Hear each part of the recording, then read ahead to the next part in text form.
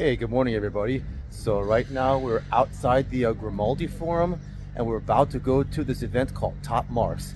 And I'm really excited because this event, they not only have some just other level cars here, like I'm talking, I would expect to see like maybe some Bugattis or Paganis, maybe Koenigseggs. We'll see. This event is known for having some very high level cars, but they're also supposed to have some pretty rare like classic cars as well.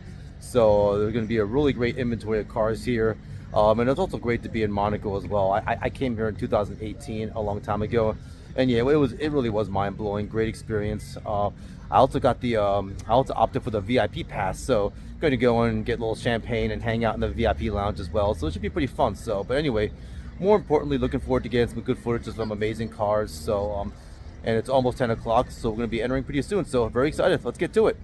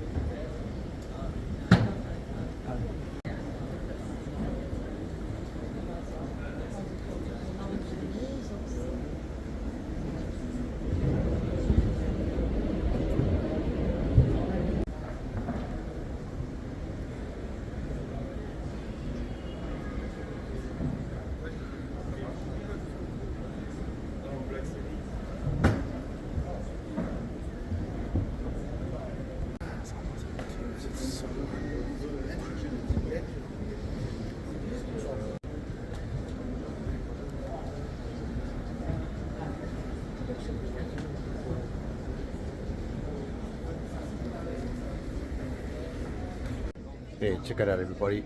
This is the Bugatti EB110. Absolutely beautiful, stunning car. You know what's funny? Is that this car was not the creation of Ettore Bugatti or even his son Jean, who tragically died. It's funny what had happened was that um, Jean Bugatti actually died because he was trying to swerve away from I think a passerby. I think it was a mailman or something.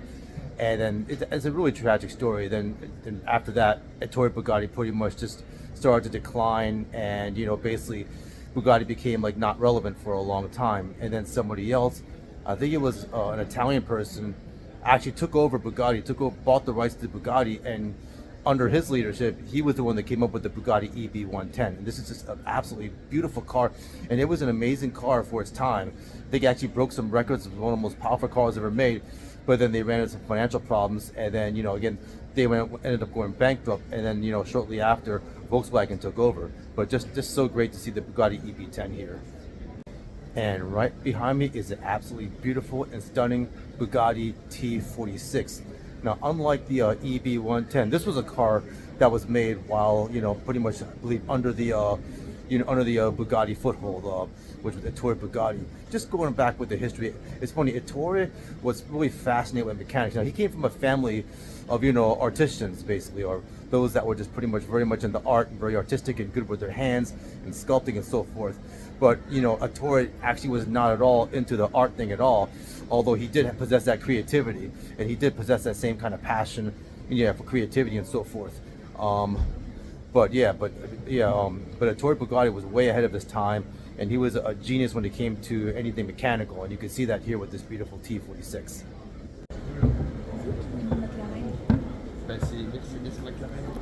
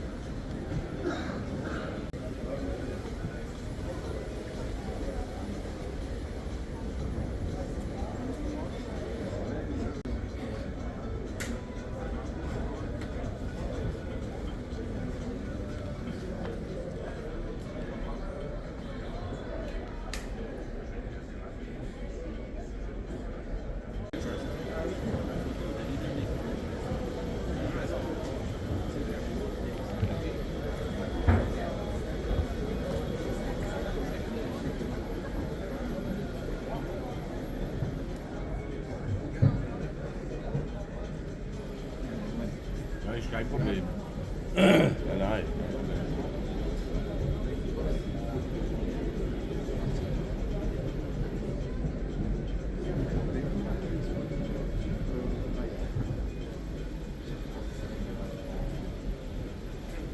Das geht eigentlich.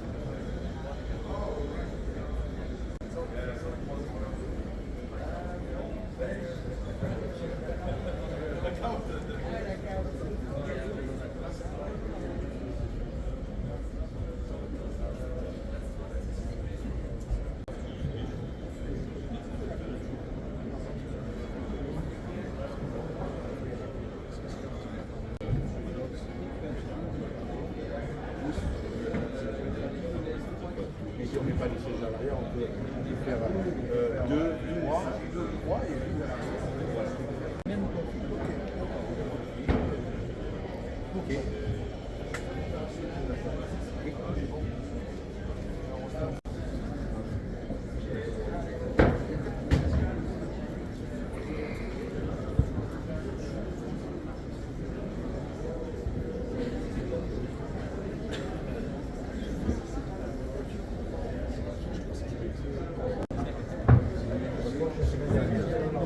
Treize 000 km.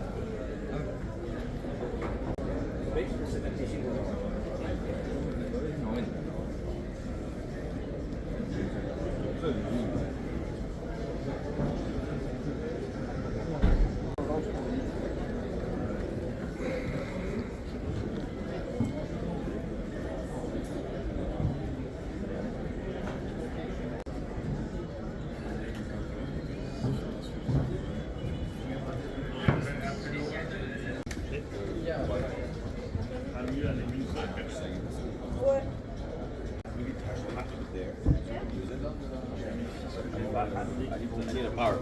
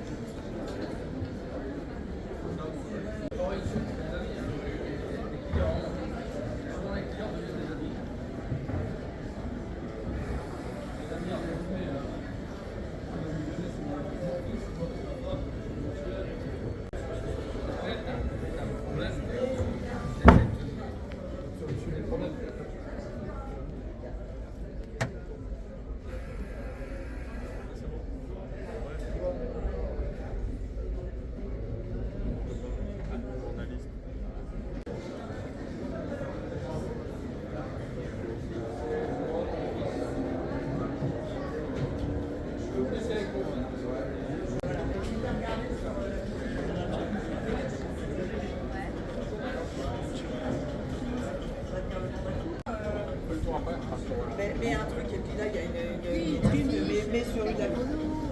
Ouais, ou mettre sur la vitrine.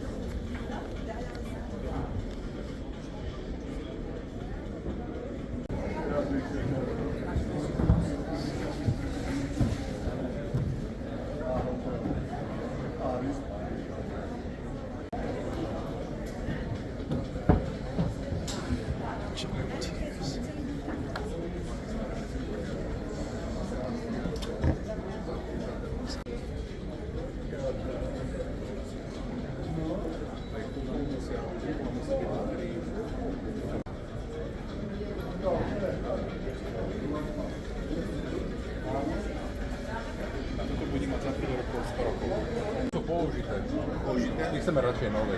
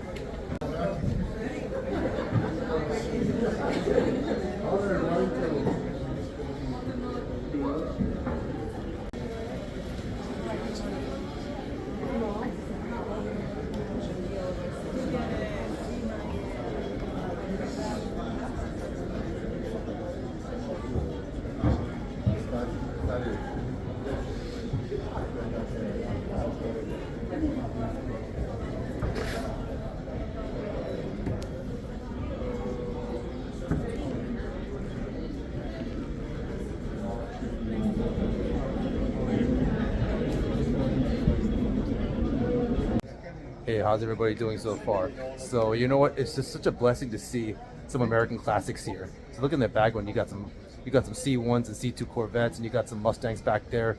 So really great to see that. And it's kind of funny here because I think most of these people aren't really too familiar with the whole, I'm a YouTube kind of thing and me kind of filming and talking to myself here, but that's okay. It doesn't matter. But I just came from this room back over here, and there were just so many unbelievably amazing cars here. It's funny. I decided I wasn't going to do any narration for this. I was just going to go around and film, but I can't help myself. I mean, I'm literally like a kid in a candy store here. Like I walked in here, I was almost in tears over the cars that I saw. Not only just because they were so extreme and so rare, but well, maybe they weren't 100% rare. I guess where I'm going with this is, I guess because some of them I remember from, when I was younger, my childhood and maybe my early 20s. So, they weren't that rare. I'd seen them before, but I got a little emotional when I saw them. In any case, just some really amazing cars here. And then when I go back here to the room that I'm going to go in now I see all these American classics that I've seen so many times in other shows before. But it's so cool for me to come all the way out here to Monaco and to see, cars from my country being represented here. So great to see. So we're going to go in this room next. Let's get to it.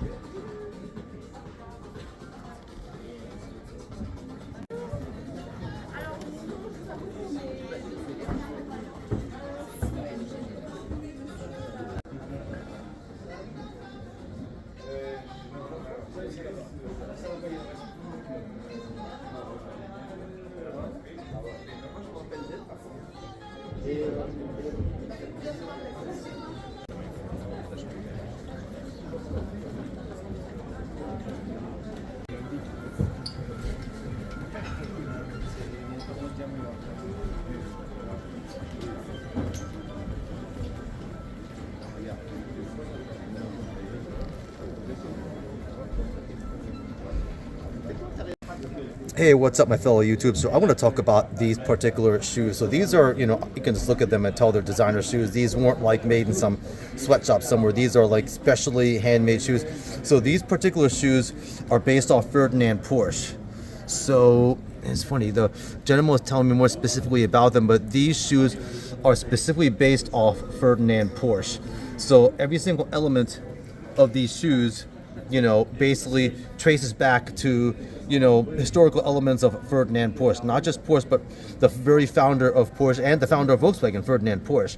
Now, I'm a bit of a history buff, so I'm really fascinated in general by, how Ferdinand was allocated by, I hate to say it, Adolf Hitler to make, the people's car, Volkswagen. But I digress. So these specific shoes, these were not made in a sweatshop. These are specifically handmade shoes. And these are all custom made, so every single shoe is unique. They have no repeatability, because if I'm a customer and I want to get this shoe, I have to specify exactly how I want it, basically. So I guess whoever wanted these shoes, wanted it based on Ferdinand Porsche. But anyway, I'm going to continue on. So look at how beautiful these shoes are. And again, I'll say it again, these are not like your typical shoes that are made in sweatshops and they're mass produced. These are custom handmade shoes. These are catered to each single individual customer. So these particular shoes are Bugatti based shoes. So yeah, these are basically based off elements of Bugatti. Now, when I think Bugatti, I think Ettore Bugatti. And again, Ettore was like a genius mechanic. He came from a family of artists. That's the funny thing. Again, that's a whole other, I'm going to go on a tangent here. Bugatti came from a family of artists, but he was not at all into the art thing. He was more of a, of an engineer, of a mechanic, but he did have that genius in him, that creative genius. Anyway, I digress back to the shoes. So these, look at these shoes. Look at how beautiful these are. Again, these are not at all, for you guys looking at this, these are not your typical Nike or your typical shoes. These are basically custom handmade shoes, and every single detail is handmade. So these are going to be a pretty penny, understandably so. I'm going to finish off with these here. So these shoes are based on the Ford GT. So let's pan it on here. And this is the Ford GT. And I did confirm that the Ford GT came about because Ford decided to digress from making your normal run-of-the-mill cars because Ferrari insulted him. So Ferrari was going to actually, work with Ford on cars, wanted to get Ford's backing, but Ford wanted control. So Ford wanted control of, basically wanted control from Ferrari, and Enzo Ferrari took that very insultingly because, if you know Enzo Ferrari's history, he was all about his cars. He was passionate about his cars and having control and controlling every element of the design. So Ferrari didn't take it too well, and he said some rather unkind things to Ford. Basically said that, the real Henry Ford was dead, and this guy's just a piece of, a lump of what. So I guess Ford didn't take that too well, and then Ford decided to make, a race car to beat Ferrari. And I'm going to guess that that's how the Ford GT came about, because I don't recall any other, exotic, supercar, almost hyper-level cars except for the Ford GT. Now, back to the shoes. So this is number 31. You can see this is shoe number 31 over here. And the reason why this is shoe number 31, because this Ford GT is the number 31 that was made. So again, these are custom made shoes, made specifically for the customer, and these shoes were made to honor Ford, basically. So anyway, yeah, just really amazing collection of shoes and collection of cars here. So look at the stitching inside. You know what this reminds me of? So if you look at some of your luxury cars, you see very similar stitching on here. You see this, high quality leather, and you notice the stitching on here. So when I see this, I've looked inside plenty of cars. I've been doing this for about, just under 2 years. Got monetized, but that's a separate, gig altogether. But yeah, you notice this stitching here is it could be the very same thing you see in the upholstery of high-end cars. So just when you look at this, these are not your everyday shoes that you think of. When you think of shoes, shoes, even shoes that are expensive that they charge a lot for, that are made in sweatshops, these are specifically designed shoes for the customer. So every single detail of this shoe is customer specified. So again, these are not mass produced. You know, it's not like your typical Henry Ford, I'm going to make a bunch of cars and everything like that, you know, except when Ferrari insulted him and he decided to make the Ford GT. Kind of ironic here because these shoes are, anyway, so, but that's the point. These are handmade, specified shoes. So, you know, they're going to cost a bit of money. And those of you that aren't familiar might say, okay, why would I pay that much for shoes? But you're not paying for the shoes. You're paying for something that's specific, that's catered to you, that's handmade, that's custom made, basically. But yeah, these are some beautiful looking shoes. I mean, I'll be honest, I just wear shoes for comfort. I wear shoes, I play basketball. I wear shoes for more for function. But, you know, I thought these were cool to point out, because if you are on the market, if you have the money to spend, then I think it's definitely worth giving these guys a shot, because yeah, these are some beautiful shoes, beautifully presented. And the guy was really kind enough to allow me to get the footage of these shoes. And then, of course, since I'm a car person, I'm going to go and get the car again. So let me back up over here. You got this beautiful Ford GT. Very, very nice. And all right, we'll wrap it up.